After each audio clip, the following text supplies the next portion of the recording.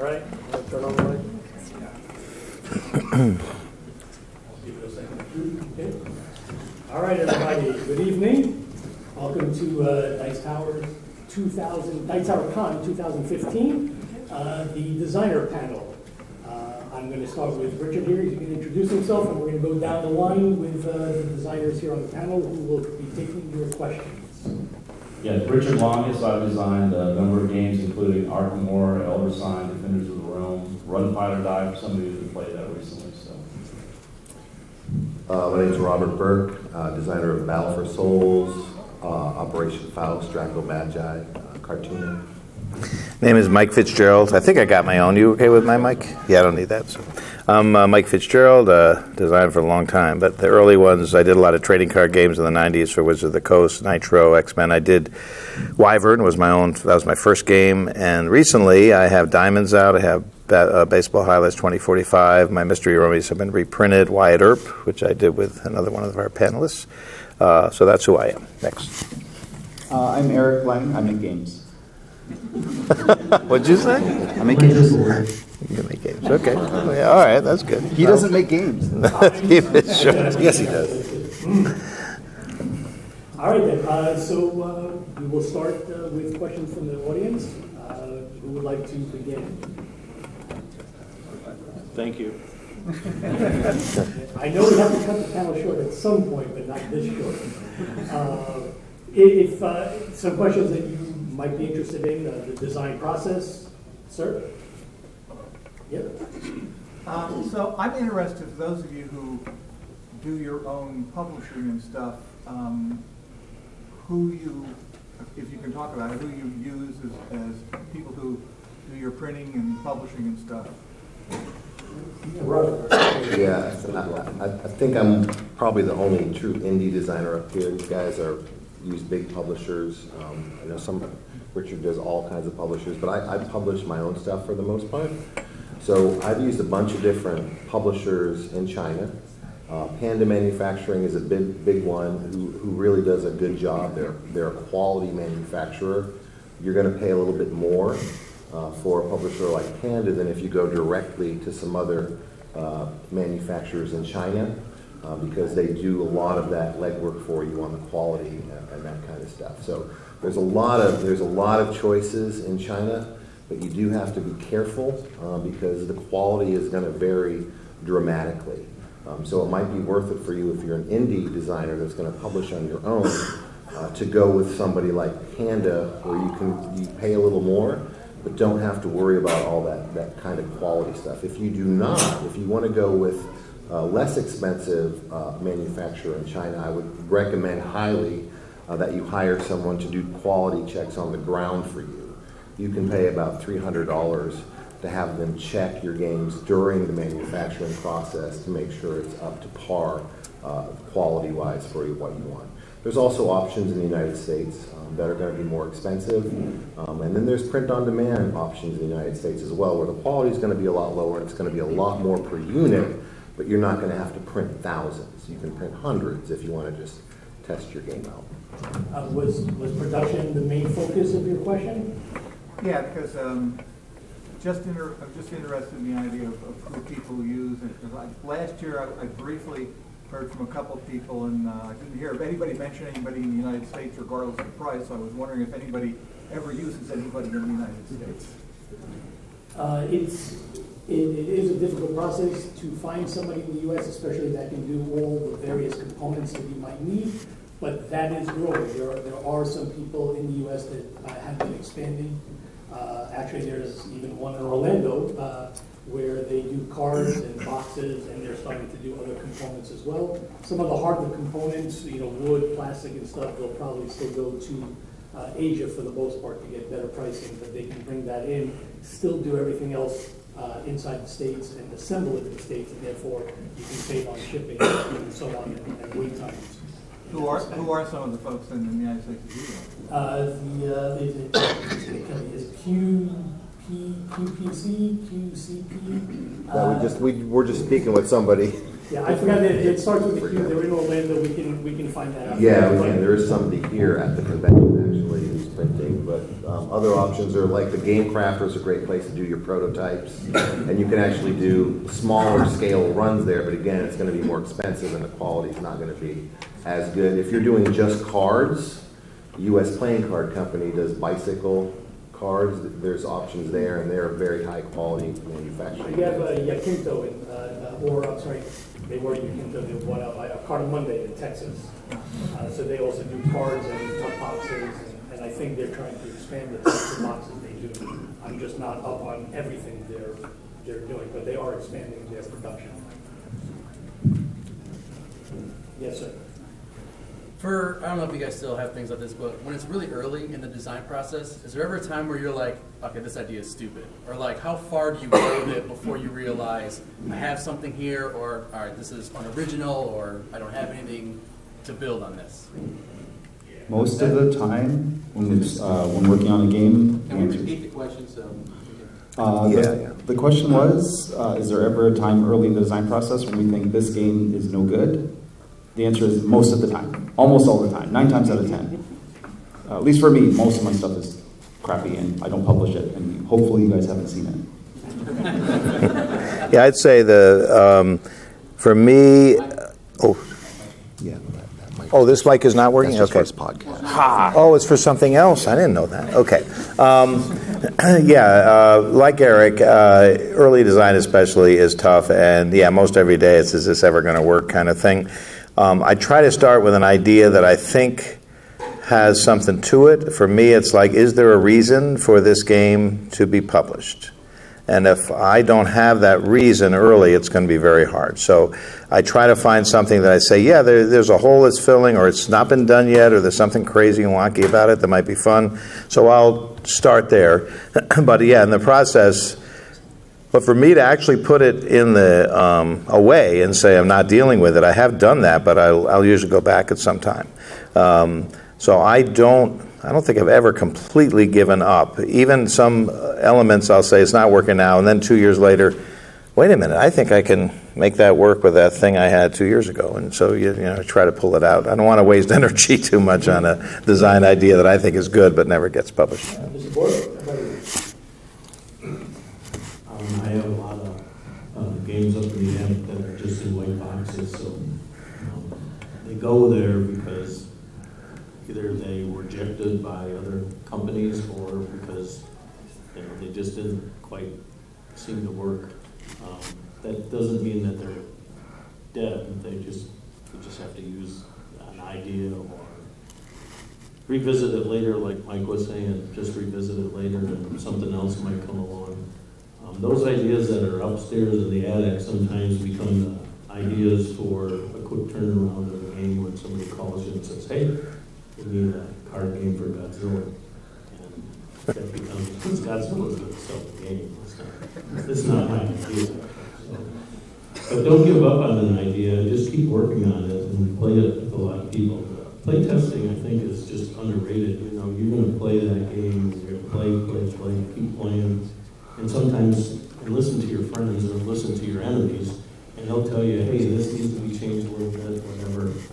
And you're going to come out with a game. It's surprising the number of good games out there right now. Mr. Launius, and now I'll get back to you. I always pursue it all the way through to a prototype that goes into play test, and then I'll come back and probably alter things if they're not working. And ultimately, if it doesn't work, it'll go on my shelves of unfit games. And there's quite a few up there, but as mentioned earlier, I'll go back to those a lot of times later and either take a mechanic or get a new idea and be able to do something with that so it can come back. But I always pursue it through where it goes and it finds play, and then I start trying to fix the things that aren't working if things aren't working. But if I can't fix it, then ultimately I'll probably shelve it for a while. I have a follow-up that answers, I think, the second part of your question is how do you know when an idea is worthwhile pursuing? This is, of course, my opinion, not something I'm going to mention anybody else, but it works for me, is that generally we have a very regimented playtest system at home. Like we play test every Monday and Thursday, every week, whether or not we feel like it, and trust me, you don't always feel like it. But generally, when I'm working on a new game that isn't a commission that is from a publisher, but it's just something that I'm working on. I generally try not to tell playtesters what they're going to play. I just leave my games out on the shelf and never dictate what we're going to play. And the games that playtesters ask me to play, those are the ones that I'm interested in pursuing. If nobody ever asked me to play again, even if they said they liked it the week before, generally, because everybody's going to tell you, especially to your face, right? They're going to be a little bit more positive. They're going to give you better feedback than otherwise. But if they ask you to play it, to me, that's gold. Yeah, for me, I don't think there's ever a game. You go over a game in your head before you write down the rules, before you write down your structure of what you want, and you start building your components. And you always have this hope that it's going to be just ready to go, but it never is. It's always not what you expect, and it takes a lot of work from that first iteration. Now, I think different games have a different length of time that they need in playtesting and development based on where you start, but you got to be prepared. It's never going to be like you expect. So I just said, as a takeaway, so your answer, what you get is that, yes, there's lots of times where people say, this doesn't work for whatever reason, whether someone else rejects it or they do, but they never totally trash it. It seems they all store the information somewhere and come back to it at some later time. And I think that's very important. So it can make you think that your effort is never really wasted. It won't bear fruit right now, but it can bear later on. So that's good takeaway. When you all start from scratch, do you all usually start with a mechanic, or do you start with a theme idea, or is there something else that comes into that? Most of the time I start with theme. How'd you go down I this don't way? know the themes, but It's both. I mean, I try to not think about in terms of themes or mechanic. I look for what I call magic, right? Something. Mike put it very well. Like the reason this game deserves to exist. So if there's something that really sticks with me, if I become obsessed with it, that's what it is. And most often it is a theme or a story or a metaphor, but it could be anything, honestly. Yeah, for me, about 95% of the time it's theme. Sometimes it's a game somebody's asked me to do.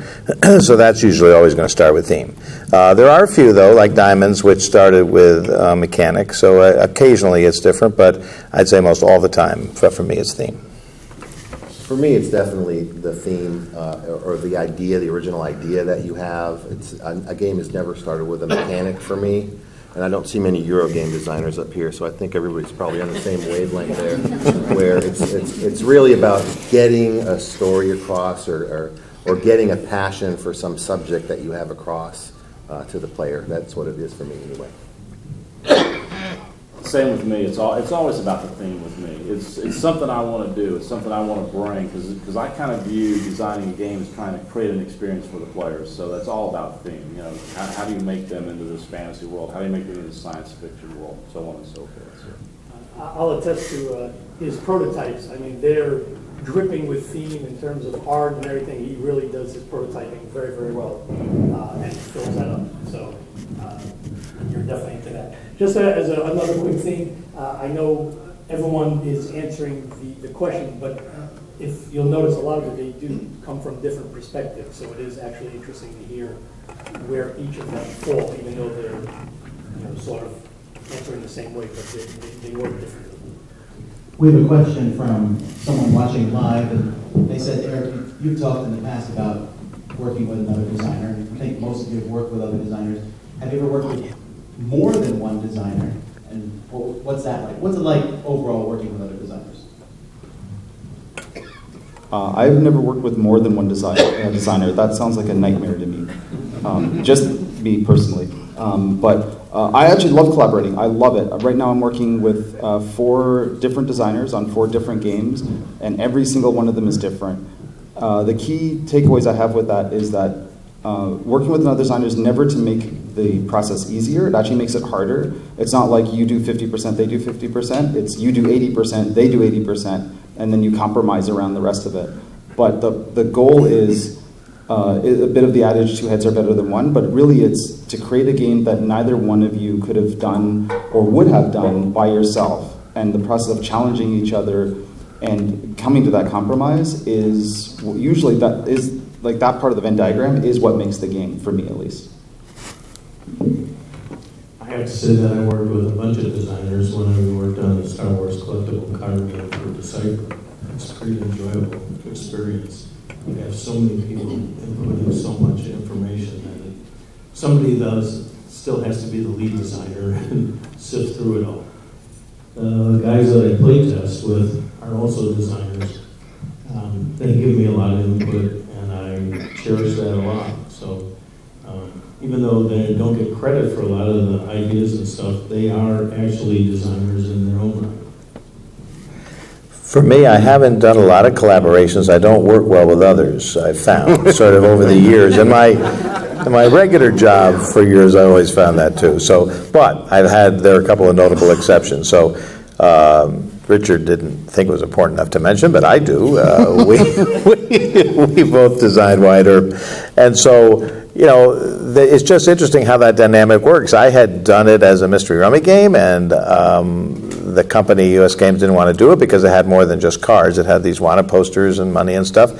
And so I thought, gee, I got to take this somewhere else. And I had only worked with Wizard of the Coast and US Games up to that point. And Richard, had won Spiel des Jahres and had done all kinds of great stuff worldwide. So I said, listen, work on this with me a little because it wasn't completely done, and maybe you can help sell it. And well, we clicked, and he had the best idea in the game, which is keeping the money on the posters round and round instead of wiping them clean each round, and a lot of other stuff that he helped with the game. And he contacted Aaliyah, and he got everything started. So that's a kind of collaboration. As Eric says, you never know, who's going to do what. You're not worried about that. You just want a better game because it's the two of you than it would have been otherwise. And, we did that with that game.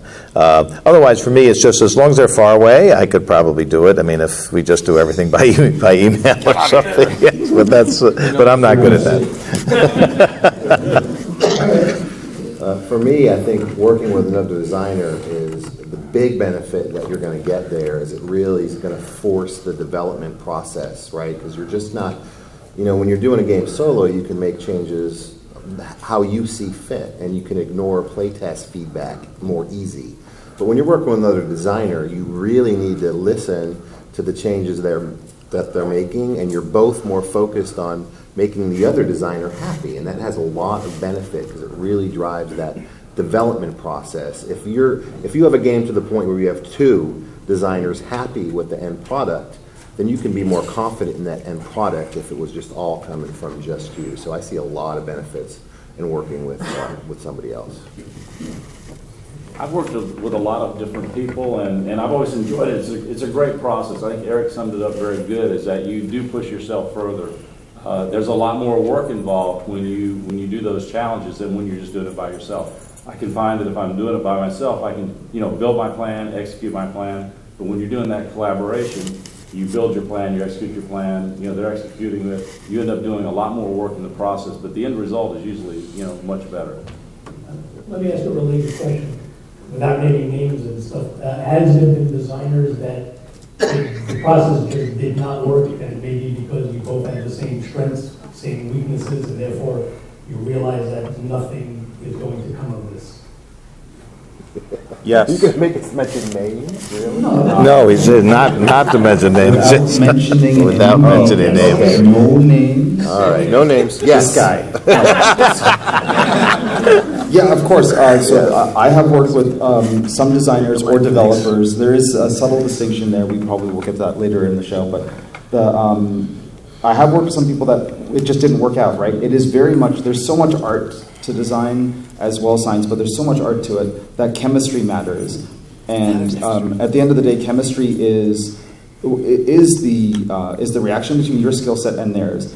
And it's not like I've worked with people that have similar skill sets that are pretty that end up pretty well. Like I'm actually working on a game with Kevin Wilson right now, and we're very similar in a lot of ways, and that's working out very well. Just because the subtle differences is what's making the process work. But I worked with some people where both of us felt that like we just ended up going in completely different directions, or we both felt like where both of us felt that we were doing most of the work for whatever reason that might be, and we just usually agree to move on our separate ways. It certainly happened to me, as you can imagine. But for me, it's like I'd like a similar work ethic. and so I approach this stuff pretty seriously, and when I sense, something, as Eric said, the chemistry is important, and it's very important to me. These are my babies, these games, and so for me to share the design process, I really have to feel somebody's invested as much and who's willing to spend the same kind of time and effort. So there are lots of times, without mentioning names, that it's not going to work out, and that's why I'm sort of reluctant. I pick and choose very carefully if I'm going to design with someone. Very good. Anybody else? Thank you. At what stage in your game's development perfection is it ready to show to a publisher? Zev? Yes, yes. We all want to know. Well, every publisher is different. I mean, some might want to see an early stage development. You have to go in two ways. One, if the publisher hired the designer to do something, they may want to be in on the beginning and see where it's going, make sure it's going in the direction that they want it and that they feel is right for the project.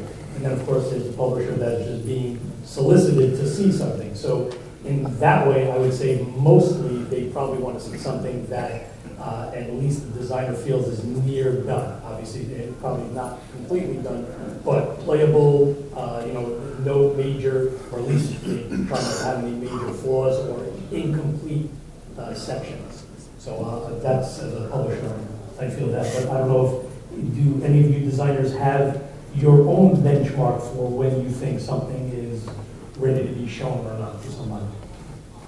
I know for me that the game really has to have gone through playtesting, and it's playable, it's doing what I want. It's bringing back the results. When I'm watching the game being played by people, that is creating the experience that I want to create in the game.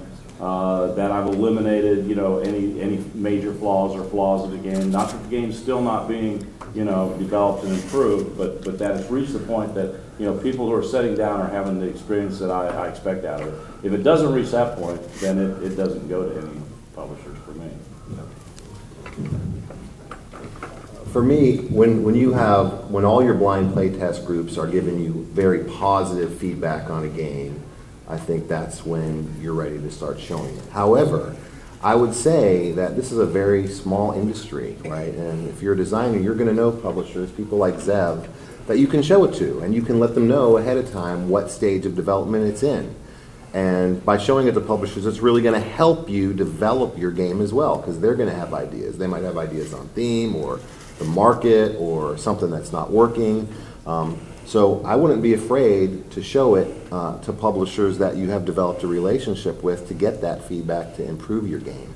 But really, it's not ready until your blind playtest groups really could, you're not sitting down with them and playing the game with them. They're learning the game from your rule book that you've written, right? And they have a great time and understand it and can play it and give positive feedback. That's when I think it's ready. Yeah, similarly, I've got to have a game that I feel is, I want to say done, but for me a game is not done till, Ralph can attest to this, till the day they give me as, okay, this is the deadline that the print files go to the printer. You've got till that goes, okay, but I might still want to make a little change here or there. You got till that day, and that's it, right? So because I get attached to it, and I keep working. But I'll know, as we've all said, there's a point where it's finished. Playtesters are having a good time.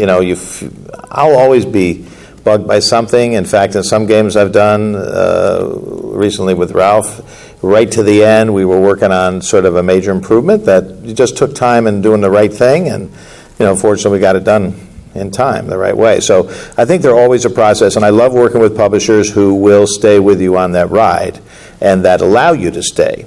I know some publishers tell me, well, game designers are different. Sometimes they stay with you through it, sometimes they don't. But for me, if they'll allow me, I want to be in on as much as I can right up to the final stage. But there is a feeling, yes, I'll just say, okay, this is ready to show. Even though there still might be changes that I still want to do.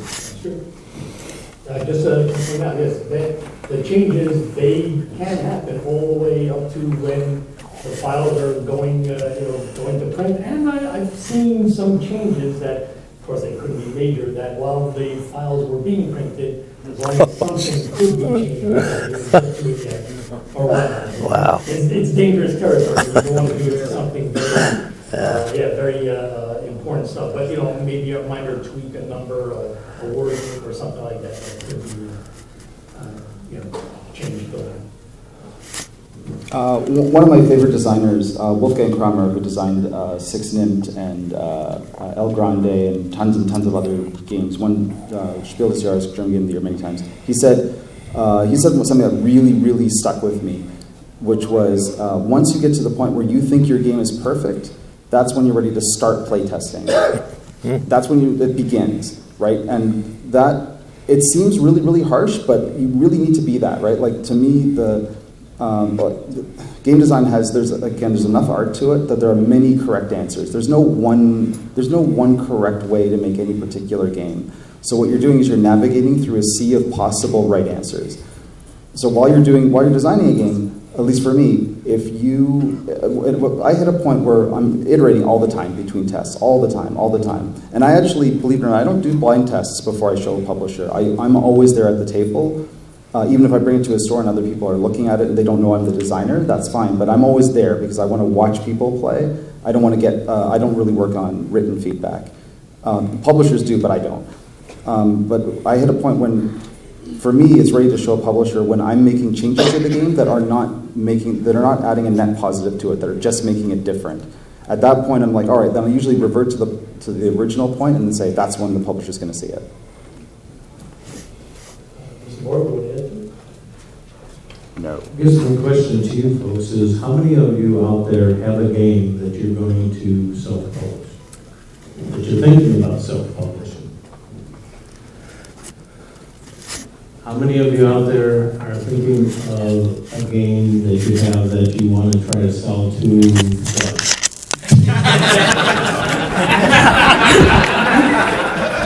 I'm so popular. Okay, Zev, start taking notes. No. I do. The reason I ask that is because there are two avenues that you guys are going to go down. One is if you self-publish, it's a much different avenue than if you are going to show it to a publisher. So if your game is, when do you think your game's done? Really, you got to make that decision when it's done. And if you're self-publishing, you've got a long road and you can figure that out. If you're going to show it to a publisher, that's a whole different avenue that you got to take. Yes, but what I will say that even if you guys are going the self-publishing route, I think what others have been saying about the blind playtesting and definitely the playtesting, even if you feel it's ready, I strongly urge that you have other people try the game and give you feedback. And you can be there, even you can call it blind, meaning even if you're watching, you're not helping, that's fine, just watching them do it, or help, it doesn't matter. But I think it's very important to see how people react to the game, the things they do, have they done things that you didn't plan for? Even something as simple, and it's really not simple, is being able to play the game from reading your rule book, which is a big bugaboo. A lot of people, you don't know how to write a rule book, mainly because you have the game in your head. You know the game. Your mind's already doing shortcuts. So when you're writing down rules, you're leaving stuff out that, oh yeah, I know what it is, but other people do not. So if you're going to do the self-publishing route, I would urge to say that if it's ready when you have had it play tested, you've gotten the feedback, and then you feel confident that it's what you want it to be. There is an important word. It's called errata. It happens. It happens. It happens in everybody's games, and it's little mistakes that get through, even in published games. Absolutely, but we don't like it. No, we don't like it. I don't even know how to spell it. Sir, I'll get him next. Blind playtesting is so important, and you want to try to get such a large pool of blind playtesters. But blind playtesting is so important, and you want to try to get a large pool of blind playtesters, but it's an exhaustible resource. You guys have any hints on how you can get? Because it's that first playthrough, that first time they actually I do. Awesome. There's a lady back here that actually is setting up blind playtesters, right? And if you after the conference here, talk to Heather back there, and she can hook you up with a bunch of blind play tests? And we'll get to answer it if we need to and they want to. There are so many resources out there now. You have many sites where people hang out. They love board games. Are they 100% reliable? No. A lot of people are enthusiastic in the beginning, but they don't come through. But some people do come through, and you ask them. You say, "I have this project." You tell them about it, and then you get a bunch of people responding, and hopefully you send out enough test material that people will be able to try to go through, and hopefully the feedback is good. And it's not always going to be like that, but those are resources there. Of course, you have friends, family, and stuff like that. Are they going to be 100% reliable? No. I think you will have to be able to understand when feedback is good and when it's not, and if they played it properly or not, and so on and so forth. But that is a process of finding those groups that can do that sort of thing. What about for you guys, for your own designs? Do you have favorite groups? How did you find your groups, if any? Well, I've had groups that come into my house on a weekly basis, and you can always get games in front of them. They're gamers like all of us. They're people that like, my style games to some extent, so they look for that vision. One of the good things about playing and knowing your play testers is a lot of them will try to bend the game to what they like, and it's good to know that when you're play testing. That, this person never likes any take that. This person always wants to be able to control things and have nobody interrupt them. And this person always wants to, break every rule until he stretches it, his droid. Everybody knows Steve Avery. So, so stretch it that way as far as you can. And those are all good things to have. You've got to test with a lot of different people. But the key is, and the most important thing, I think, is you're going through these play, because I always watch the play tests. I'm either playing the game or watching the play tests, because I want to see what's happening in the game. I want to make sure that experience is taking place. You've got to have a very clear vision of your game and what you want it to be as you're going through this. And you need to be able to watch all their reactions and filter through all the feedback so that you are, in my opinion, aware that it's moving in the direction that's constantly making it better. So. Yeah, I think you need your own play test group, right? Hopefully everybody's got a group of gamers that they can do the meat of their work on when you're doing your play testing.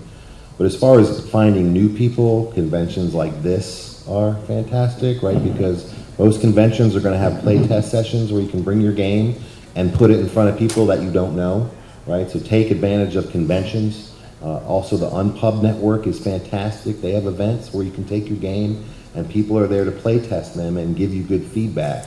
Look up Unpub online and use them. You can find people online. The internet's a great resource. The websites out there where gamers hang out. You can post out there to get people to play test your game, and it gets easier as you get more games out. If like Eric Lang put a post on BGG that I have a new game, do you want to play test it? I think it'd be, he wouldn't have any trouble, right? So build in that group, and once you get fans, people will start buying your games. If you have a mailing list of people who bought your games in the past, it gets much easier to find people to play test your game. So keep track of that. And I would just add one thing. We touched on it a little bit, but when do you start play testing? That's different for all of us, I think, but I will urge you, one thing is that if you start too early, your play testers are going to design the game for you. And that may very well not be what you're interested in seeing. So what I do, I wait till I've got the game I want. And then I will watch, certainly. I'll sometimes ask specific questions after, if nobody's brought it up. So I'm looking for certain things. I'm looking to watch different types of gamers. You almost are trying to channel different type of gamers in your design, right? And the best way is when you finally get them playing it, you can watch them and see who's the honer, who's the watch what happens guys, who's going to try to mess up everything just to see what happens. There's all these kind of things that go on. So wait till you really got a game. It's very frustrating to be a play tester and keep seeing games that just don't even have an end. I mean, I've been on sessions where I'll say, what's the average point somebody gets? And so we've never finished a game. We don't really know. We're going to find out today. That's not right. I mean, these people are taking their time from playing a published good game to publish something that you're working hard on, but make it worth their while. You know, and then you will find it so easy to get more play testers. I've got 70 people on my list, and I can rotate around. They'll play anything I'm doing because they know it's going to be a finished game. To Mike's thing, to add to that is the two things you have to tell two things for the play testers. One, yeah, you got to make it worth their while. I usually feed my play testers, right? Lunch, dinner, however late they stay, I'm providing the food. The second thing is very important to tell play testers, this is work. It's not going to be fun, most likely. It's a working thing you're asking them to do. And that's very different. And if they don't understand that, if they approach it like a published game, hey, we're here to just have fun and see it, they're going to get very frustrated, and then they won't play test for you again because they won't like the process. Just to give you a little bit more practical, I agree with everything, especially Mike's comment about not making it worth the playtester's time. I 100% back that. On the practical side, where to get blind playtesters, it really, part of this is going to depend on how committed you are to making this a career or your full-time thing. So I'm going to come from the perspective of somebody who does this full-time. This is my life. This is my livelihood.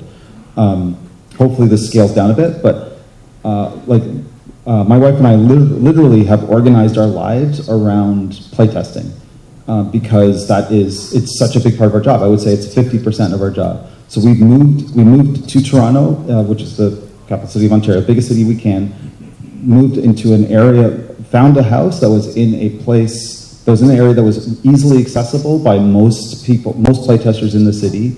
My wife has a full-time job, is recruiting players all the time. She's going to local game stores, going to local game events. That's a big place to get them.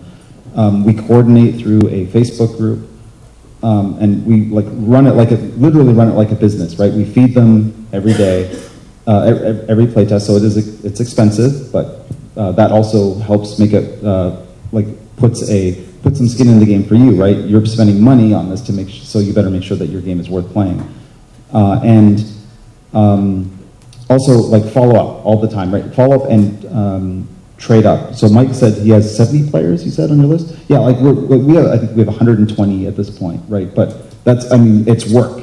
It's work, and it's, even when you're gonna spend at least 25 to 30% of your time just looking for players and adding players into your list and rotating some of them out, even if they're working out.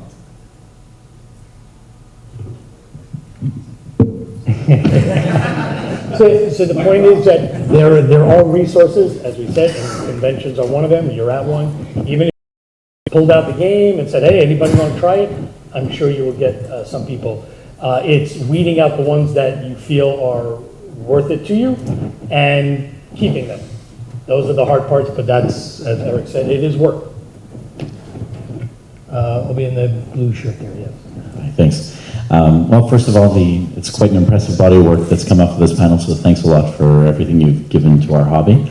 My question is, just out of curiosity, how many sort of designs do you have in the various phases sort of bubbling in your head or on your tables or in your house at any given moment?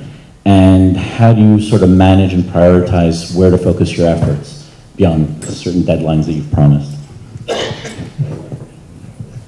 How about you, Mr. Borg? We left off with you, so you start. Yes. You don't have to have an exact number, but... Yeah, I've got a few going on all the time. Actually, the difficult part about it is the more you get going on stuff, the worse it becomes, because they all start getting very confusing. Mike and I just had a conversation the other night about the number of products that you can work on at a time and still be productive. And I kind of agree with him. 2 is probably about the right number. If you get more than that going, you start losing track. I've got like 4 or 5 right now, and I've lost track, I think. So, but that comes kind of with the territory. I do a lot of expansions for games that are already out there, and so they all are kind of demanding the next expansion. which actually kind of limits the amount of time I get to spend on new stuff, on stuff that I just want to design on my own and work up on my own. I've got, I'm sure most of the guys here will tell you the same thing, and it probably has happened to many of you. 2 o'clock in the morning, you get up out of bed and you go to the desk and write down a bunch of ideas and say, this is a great idea for a game. You know what? I've got a whole pad of paper like that, and it's just that you don't have time to do it. So I would suggest that, you know, if you're going to work on some game products, try to limit what you're doing and work very diligently on the couple that you're working on, because I think you're going to be more successful if you're working on fewer than more. So I guess that sounds very, very reasonable, and Richard is a very reasonable man. So I've got about 11 games going on right now. And that makes you unreasonable. He's far more unreasonable than I am not a reasonable man. So your question was about priorities, right? And that, so like most guys here at the table, right, we have an infinite number of ideas, right, or near infinite number of ideas, way more than we have time. And so like this, from the stage of like inception, really cool idea, to this is a game ready to show a publisher, there's such a wide berth in between there. So I've got 11 games right now in all those stages, but like 4 of those are still at inception, right? They're games I haven't even brought to the table yet, made a prototype of yet. So chances are, the longer they wait, the less chances there are that they're actually going to become a prototype. My metric for me is what I work on. There's 2 things in parallel. Number 1 is deadlines, of course. I've always got a deadline of a game that I have to turn in at a certain time. If I don't have one from the publisher, I will make one. Even if it sounds arbitrary, just make one. So this is your milestone. You got to get this game done by now, or just stop working on it. The second one is obsession. So for me, if there's no point in a game where I become obsessed with it, if it's getting me in trouble, getting me in trouble. If it's distracting me from other things, then the game will probably end up falling down by the wayside and falling down the priority track. So like right now, there's about 3 games that I'm obsessed with at this particular time. And like Richard said, it's a good number. Like that's the most I can really keep up here. I work on lifestyle games, right? Like I do like Marvel Dice Masters during the day and other stuff. Like those games just demand so much that they also limit everything else. So I'm obsessed with that game. I'm obsessed with a couple other games at this point. But anything else, just I don't bother. All right. Well, right now, I try to limit myself to 2 games in the pipeline. But as Eric says, there's a lot of games that are in inception at one time. The hardest part, was part of your question too, is how long do you need to design a game when you tell the publisher it's going to be ready, if you're talking about that or trying to come up with a deadline.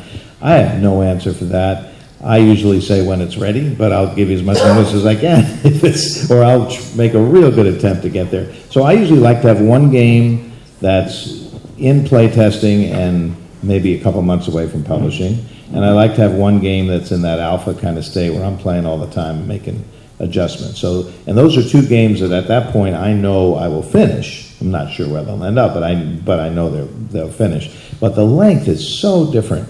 I mean, it took me over 3 years to do Jack the Ripper, Mystery Rummy 1, because I was doing other things. This was one of those, I was doing trading card games at Wizard of the Coast, so it was like on my spare time from doing that crunch work that all of us know about when you're doing those kind of games, I wanted to do something a little lighter and more fun. So I took my time, but I really wanted to make sure it was special and good. So, and then one time when I'm working for WotC, they call me up and they want the X-Men trading card game based on the first movie in 6 weeks.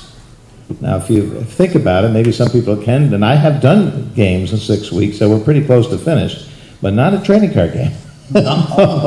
So, but I did it. I mean, for whatever it was worth, I used dice, and there's ways to shortcut things, maybe, but I did do it. But so that, that's a very hard answer, because you don't know until the game sort of reaches that stage where, wow, now it's really cooking, and then you can sort of see the end. There are other times I say I might be 6 versions from now before I get what I want. So hard question to answer, but I think 2 games at once is fine. Very good. What Eric said about obsession, I think applies for me. You always have these ideas, and I'm kind of like that dog in that Pixar film, Up Squirrel. You know, that thing where you get an idea and you just have to get it down. It's like you think it's the greatest idea ever, and you focus on creating a prototype and getting a foundation. But I usually have 3 or 4 of those going on, but I really have to work hard at controlling that. I always have one game that is the game, that's the project that I'm working on until it's published and on the market. So that's really my focus. But the other ideas, I don't want to lose them, so I like to get them down into some kind of playable form, even just to break up the work you're doing on that one major game, right? It's a lot of play testing, you're playing it over and over again, and frankly, you get sick of it, right, when you're playing it so much. So it's good to kind of break it up. And then out of those games, for me, one will usually emerge as the next project. It's going to be the next game I'm going to take to the end. I kind of feel like a juggler these days because I like Eric, I've got a bunch of them going. I did a head count in between expansions and new games. I've got something like 11 in process that are in, they're in. So there's the magic number 11. The number 11. They're in prototype form. Some of them have the rules written, some of them don't have the rules written. Writing rules for me is the last thing I ever do. It is a soul draining process. I mean, you sit down to write rules, and first of all, everybody uses, probably better terminology than I use and stick with it all the way through because I'm each shift back and forth. But I even bore myself when I'm writing them. Just time you're going, oh my gosh. But keeping all the projects going, you kind of always want to go to certain projects, but once you start having projects that have due dates, and you do have to have due dates for your projects, especially if they're committed to companies, you've got to focus on doing those as well as you've got this new idea you're really excited about, that you've got to kind of just have your notes on and push to the side. But it becomes a juggling process and difficult to, especially if you manage to put a game to the sideline, to come back to it and pick it back up and really remember exactly the things that were in it and that were working well and how you magnify those. It takes actually, if you do that and set something aside, it takes for me a day or two to actually really explore it and get back to where I needed to be on it. So. I got a question in the back there. We got a question from the viewing folks here, and that is, after the game is published, how do you handle or deal with the possible negative feedback that comes? What do you mean possible? What do you mean negative? Well, I'm sure you're all great designers and never get negative feedback. Possible. Clarify negative feedback. I could be really clear. I'll start out. I tell you, it is getting frustrating, more and more frustrating, because you hear more and more negative feedback, and whether it's an error in the rule book or something minor or just something misunderstood or somebody just doesn't like it. I have a fan who rates all my games a 1 and writes dice on it on every one, on BGG. So he's clearly a fan, but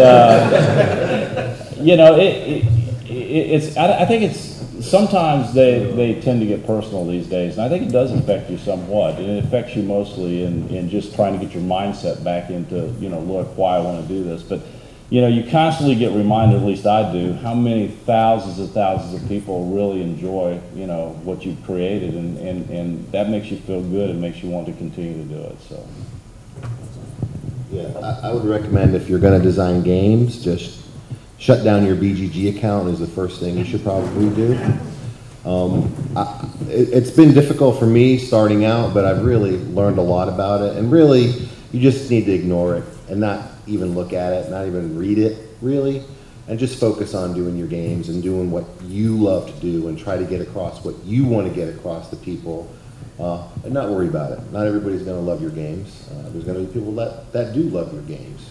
And that's true for anybody, right? So just don't get involved in responding to negative feedback. Just ignore it. Just completely ignore it and don't even look at it. That's what I would suggest. Yeah, absolutely the way to do it. I mean, all of us don't like certain games, right? There are games I don't like, the games you don't like, and maybe I design one you don't like, and maybe you'll design one I don't like. I mean, games are as individual as people are. So BGG is a great place. It's a great resource. There are sometimes things that get a little strange. You have to, you just move on. I mean, as everybody said, you think about the people that do enjoy it. And when you go to conventions face to face and somebody says, my God, I've played your game for so many years, and there's a father telling me the father and son played it, those are the things that make me do this, make me get up in the morning and design games, and the fact that I love them. So if somebody doesn't like my game, that's fine. I mean, if they're lashing out, that's another issue. That's their issue. That's not mine, because it's a game. And if it's published, and especially if it does well, you'll be happy about it. Eric? So do as I say, not as I do. I agree with these guys 100%. I boil it down into two buckets. Feedback falls into two buckets for me. And this is online feedback, right? Anonymous people talking about the game. Actionable feedback and boils down to, you didn't make the game I want, right? And both of those are valid, right? So actionable feedback is something that, there's actually an error in the rules. There's actually something that you can objectively fix to make your game better. And usually, to be honest, that's the publisher I'll bring that to the publisher and tell them, here's some actionable feedback. The other bucket, like, you didn't make the game I want, and ergo hate, that's fine, right? So I'm going to tell you, like, well, that's perfectly valid. Accept it that other people have different opinions than you, et cetera, et cetera. Don't try to take it personally. I do take it personally. I mean, I do read forums, and I always say, don't read the comments, as I'm reading the comments. Right? I do. I read the comments, right? A big part of why I do, like Mike said, the bigger part, more so than the paycheck, than the money, is I make games to, like, bring joy to people. And so when I see that, like, when I see somebody who is, it has the opposite effect on, or especially somebody who will become, like, obsessed with it, then yeah, it does get to me. You get over it. That's my problem. That's not their problem. But it happens. So be careful when you're trolling game designers. We do read the stuff, and we're very delicate people. They do. I do want to say this. That means he doesn't don't give him negative feedback.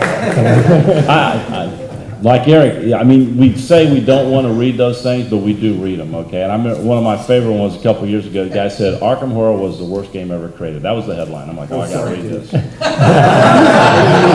that you? And he literally writes something like 15 paragraphs of all the things he hates about this game. And then I get to the bottom of it, and my favorite line that I'll never forget, after 78 plays, he's decided it's no good. Dude, you got your money's worth on that one. Excellent. I got a question in the back over there. Do you guys have any tips for the 5-minute playtest tomorrow? I mean, the 5-minute pitch. So is there a 5-minute pitch? Do you guys boil down your designs when you're ready to pitch it? Do you have that fast elevator, quick pitch? I think if I'm going to talk about a game, don't talk about the mechanics. Tell me what the game is. Okay, this is a game about, gates opening up and shutting down gates and saving Arkham, or this is but don't go into this is a worker placement, economic. Just tell us what the theme of the game is, and then let us see what it does. That's my. I'll interject. One of the I had heard somebody say how you should boil it down to is who you are, what do you do, how do you win, and then if there's interest after that, then you can go into more detail. Anybody want to add to? Could you repeat that? So who you are in the game, what do you do in the game, and how do you win? That's how you can boil it down very quickly. Like that first question was number 1 on the Wizards of the Coast game design list. Who are you in the game? If you can't answer that effectively, there's no reason to discuss further. Because that was in the day, these games, like in a trading card game, you are going to be that deck. You're creating a deck that works with you. Now, so their philosophy was that's really got to be you. And so in a game, yeah, I think it's the experience. in a way, it's like what I said earlier. Why should it be published? You know, what is it about this game? What's that experience that people are going to have? And yeah, as much as you can get that's special, because if they're interested enough, then they'll find out when they play it. Could you repeat that one more time? Yes, it's worth one more time. Who are you? That's very important. That's really, write that down. If you're going to take a note, write this down. That's number one with the bullet. Who are you? There you go, very good. Who you are, what do you do, how do you win? In the back there. To follow up what Richard said, please don't tell them what game it's like. That is one of the worst things to do. Don't do that. Yes, in the back. When you're pitching, or I don't know if you guys technically do that anymore, but when you are talking to a publisher about a game, what point or what is it that you see where you might decide either to take it to a different publisher or to that it needs more work or that it's time to move on to a different idea? First of all, if you're going to show it to a publisher, listen to what they say. Because a lot of times they're going to give you some really good ideas. And you might be able to take it back to that same publisher, or you might be able to take it on to somebody else. But a lot of times the people that you're presenting to will make some comments and make those notes, because that is valuable information.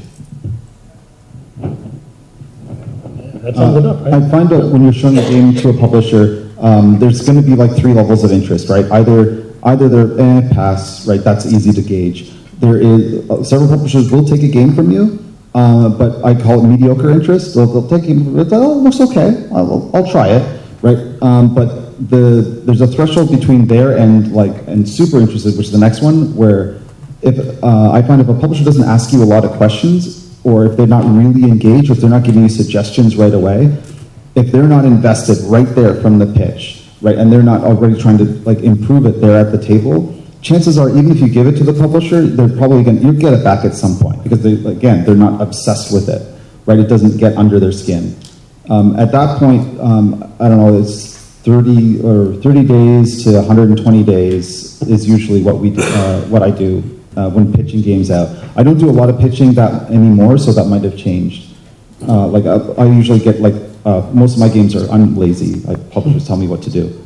Well, I think what you're leaving out in terms of that is, why did you approach that publisher? Did you do your research? Is the publisher looking for that sort of game? It does, in terms of either theme, the length of the game, the type of game, and so on. I think once you narrow that down, then what you ask will be somewhat limited, because you already have weeded out a bunch of publishers that probably would not have been interested no matter what you said. So, listen to him, not me. I'm sorry? Listen to him, not me. Well, it's very,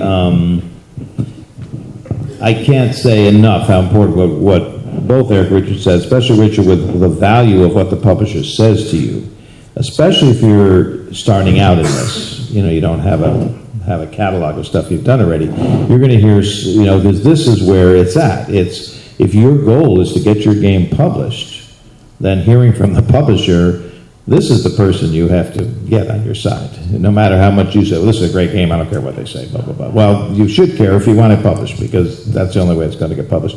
And I have found over the years such great advice from publishers. They might not be serious gamers even themselves, or certainly not game designers, all of them, but they know games, and they know the games they publish, they know the ones that do well, ones they have trouble with, and they get right to the heart of it. And I've brought back things 3 or 4 times, and sometimes it works out, sometimes it doesn't, but it's really valuable. And you'll know, as Eric says, you'll see the interest if it's there or not. I don't like to give games to publishers where it's just like, well, get back to me when you can.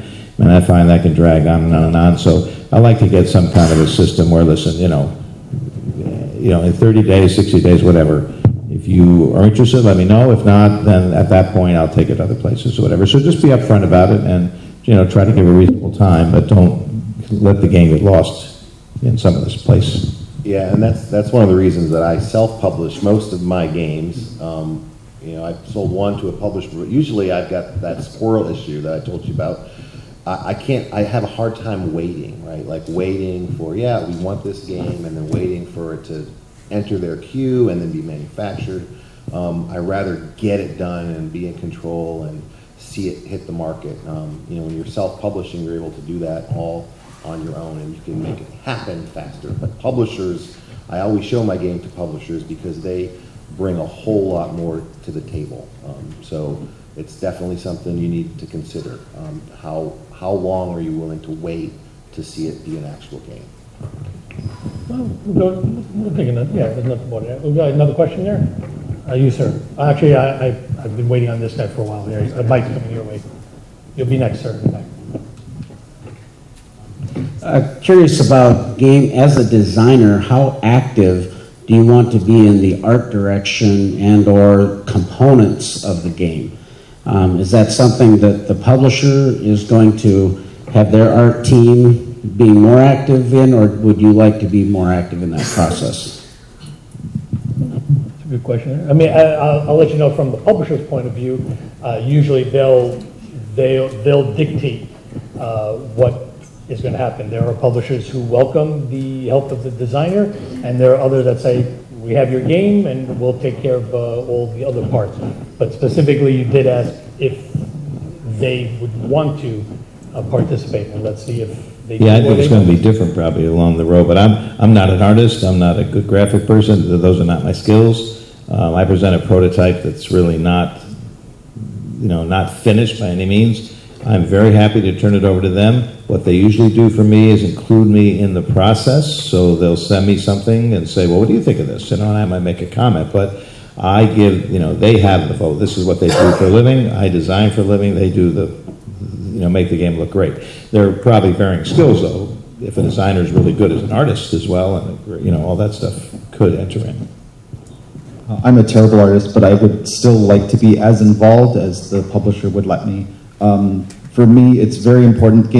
Board games especially are the overall experience is very important. Like, it's not just the design; it is the components, it's the color choices, it's the figures, it's the materials. So I actually, because I worked for so long with publishers, I know a lot about the production process. By the way, any other design panels you guys ask lots of questions about the production process. The more I learned about that, the more I want to be involved. Like, to me, it is important whether a game uses chits or miniatures, whether it uses cards, what kind of cards, what kind of dice, what they look like. I actually did some research on this, on color theory and what kind of colors have what kind of impact on players. So it is. I usually make recommendations. It is ultimately the publisher's choice, but I would definitely like to be involved. It kind of depends on who you would license your game to. If you're self-publishing, there's a lot of good material out there that probably give you some good guidance, but it's, as Zev says, it's up to them to do probably most of the final art. However, if you can be involved, there's a lot of input and stuff that might derail something that might not quite work with what your vision was, but it's up to the company once you license it to a company. Yeah. Sir in the back.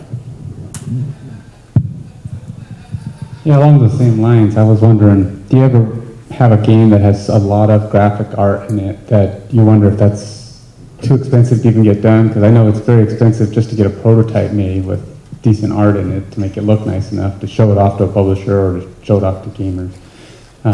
What is your feedback on how to mitigate those costs and whether or not that affects your design process? There's it's real important to have the best art possible, and I mean the companies are going to strive to make that so. By the same token, some bad art might really just hurt the game. I mean, by design, sometimes a game just doesn't have the right art on it, and it's not appealing to a consumer. We're very fortunate that you can go to Board Game Geek and look up what the game's about and stuff instead of just walking into the store and looking at the back of the box. So the cover art a lot of times still sells the game. I'm definitely, I think that's real important. Oh, wait, hold on. Were you asking about art in the prototype stage showing it? Oh, okay.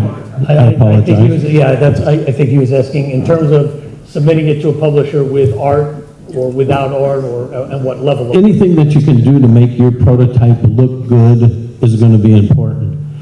Some people, well, a long time ago, I was told that, hey, give them a white box with the name of the game on the cover and on the side of the box so they can keep that, for reference. But inside, if you can make it, spend all your money inside the box, because that's what they're going to be playing with. And if you pick the right colors, if you can do some art, and the artwork can be, rip it off of the internet. If you got some pictures on the internet, they're not going to use your art anyway. And just tell them, hey, we're going to use this art off the internet.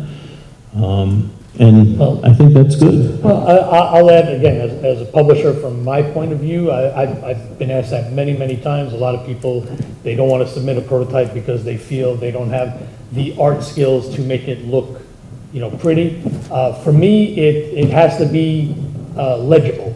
It has to be playable. I don't care if it has art in the prototype. I just have to understand the words on the cards and the rules. I have to know what components are what they represent, what they do, and so on, especially the rules. The rules have to be crystal clear, or as clear as possible. So pretty is nice, and sure, it stands out, and the playtesters especially like it, but if it was index cards with writing and stick art or no art, I've played many games like that as well. So at least from my point of view. But how many have you published that came in on prototype when it was just I wouldn't know, but there has been, yes. There have been those that I have published when they came in like that. So it had no impact on the publishing. Again, I think as long as the game is if the game is good, again, we're going to make it pretty. We're going to pay for the art. We're going to do it the way we want to see it. Probably maybe with the designer's input, ask their opinion.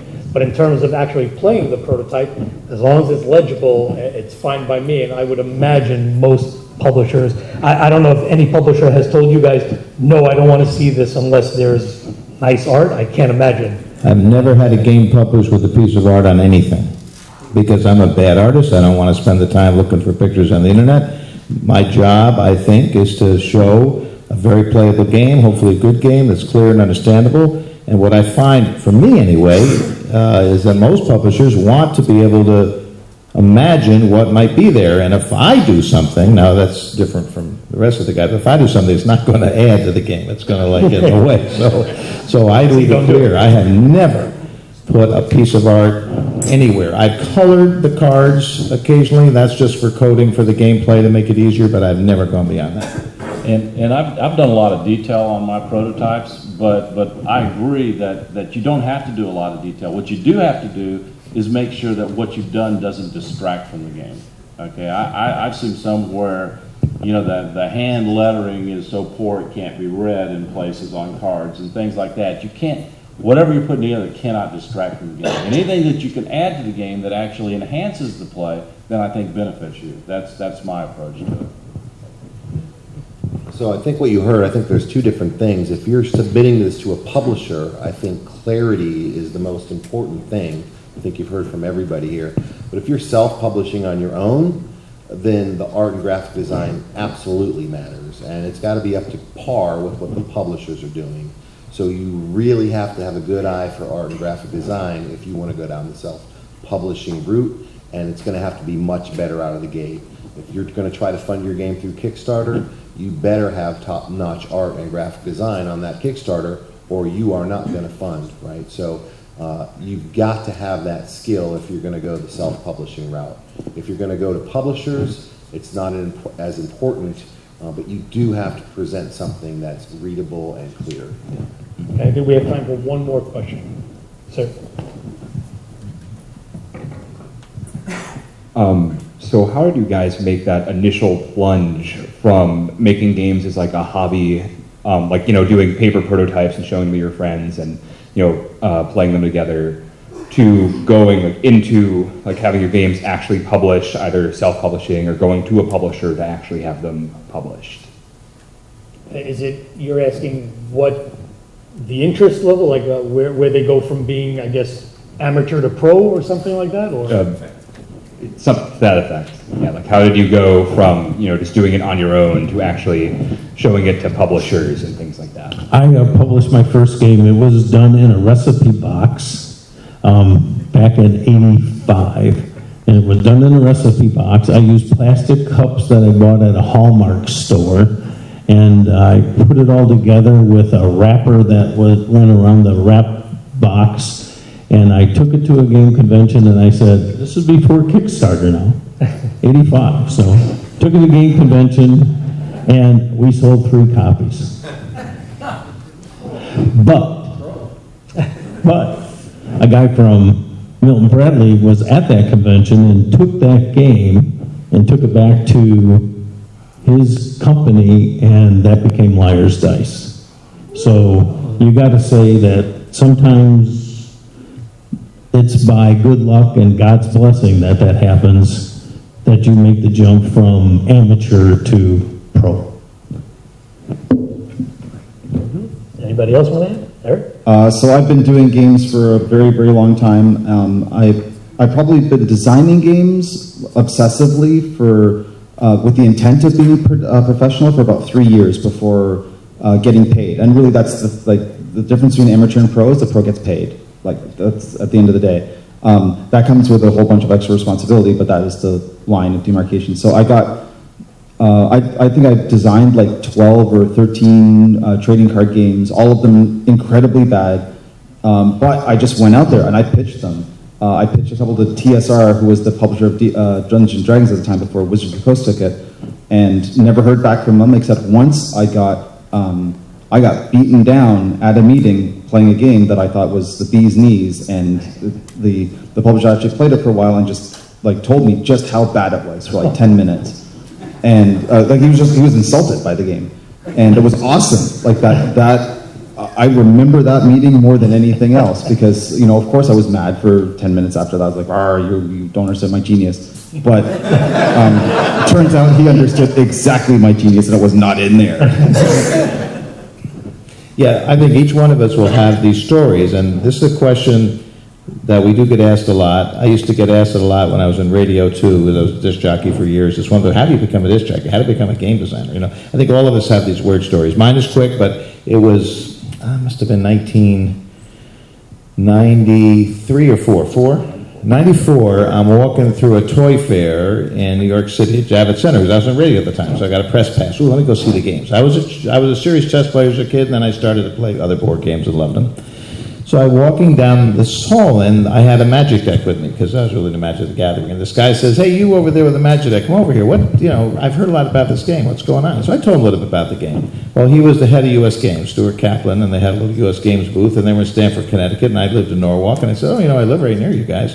He says, "Yeah, well, I want to ask you a question. Do you know anybody who could make a game like this? Because I got great artists. I got this idea for a dragon sort of mythical theme. Do you know anybody?" And I don't know why I said, "Yeah, I can." And I had never designed a game. Wow. I said, "I can." So he says, "Well, I'll tell you what, I'm taking submissions. I've got Sid Saxon sent me in one." I said, "Ooh, Sid Saxon, okay." And then there's other people have submitted, "Well, why don't you submit too?" And I went home, and it was about a month later, I got the basic alpha version of Wyvern done. I brought it in, and they took that. And wow. That's so weird and luck. I did Stratego with giant growth. That's what Wyvern is. A Stratego with a card layout, and I added cards that boost the strength or minus the strength, and the scouts kill terrain, never. So anyway, it just hit. Now, at that time, it was one of the first, it was like the second or third, I think I argued with Steve Jackson about that. Either Illuminati or mine came out like a day or two apart, but it was second or third trading card game ever. So it's like, what's not going to sell, right? So the thing sold very well. And it turns out it's gotten a little bit of respect over the years. I think more maybe as time goes on. It's very simple. But and then it was just a landslide. Watsy called me, "Hey, we like what you did with Wyvern. You did it very differently from Magic, so we want you on our team. We don't want you making these games for other people." So they hired me for things, and one thing led to another. But I became a pro just on this weird question somebody asked me. Yes.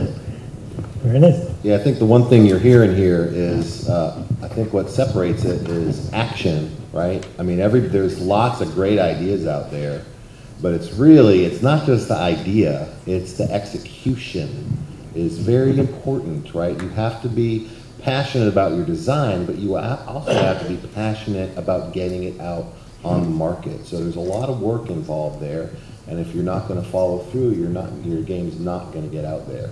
The execution is probably more important than the idea is. So. I think it's probably easier now than when I started. I think I submitted Arkham Horror back to Chaosium in 1985. Not a lot of board games getting published back in those days.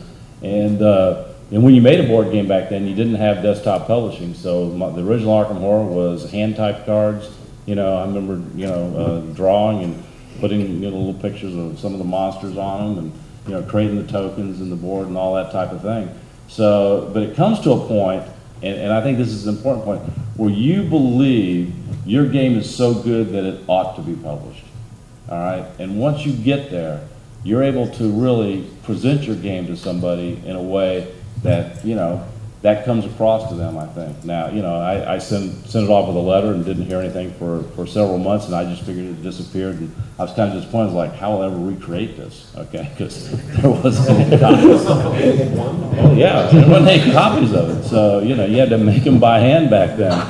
And, one day, then I got a call from Greg Stafford, the president, one day, and he said, look, we predominantly do role-playing games, but all the playtesters want to play is your Arkham Horror board game, so we need to publish that. So, which makes you feel great. But I think it comes down to that point where you think, I really have something here that ought to be published, that a lot of people could really enjoy this. And I think that comes across in the presentation and it comes across in the game. So. All right. So listen, I want to thank everybody for attending. I'd like to thank the designers. Thank you very much. And a big shout out to you guys for coming. I appreciate it very much, and I'm sure they appreciate it. And a big thank you to Dice Telecom for hosting us. Thank you, everybody. Okay. First of all, these guys are going to be around. You can play games with them and talk to them and stuff. We're going to be running a game show in here. It's going to start at 9. I need you all to leave for about 15 minutes so we can rearrange some stuff if you're coming back for that. Go out, bask in the humidity. Bask in the humidity.